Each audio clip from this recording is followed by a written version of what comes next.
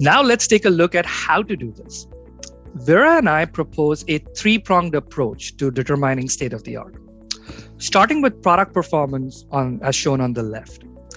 It also includes your safety standards. The idea here is that as long as you can trace your hazards and hazardous situations to requirements that come from general consensus standards, we can claim to have reduced the risk as far as possible.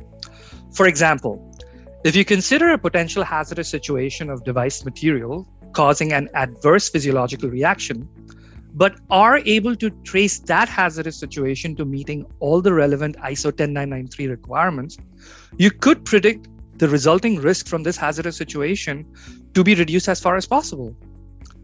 Second, you have clinical literature.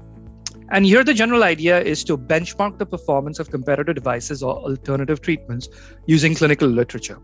And Dr. Vera is best suited to speak on this topic, so we'll wait until she gets to the clinical evaluation process.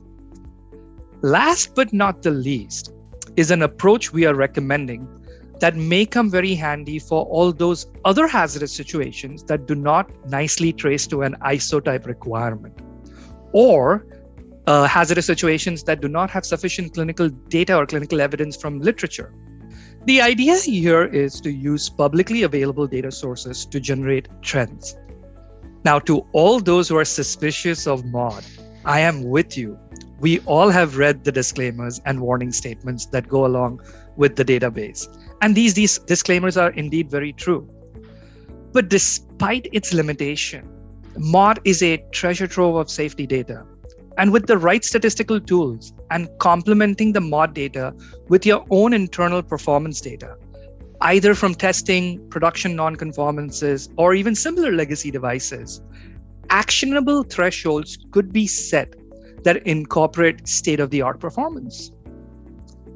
More importantly, the data allows itself to set thresholds at individual residual risk levels using device problem codes as shown on this slide, or overall residual risk level using adverse event scope.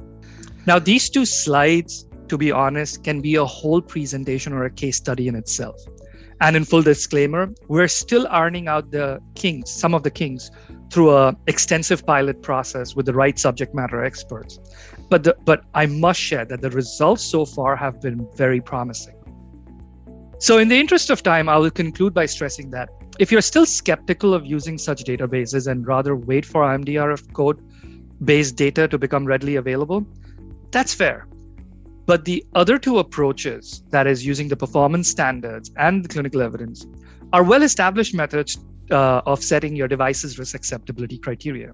So now, finally, we get to align the data that we have collected so far.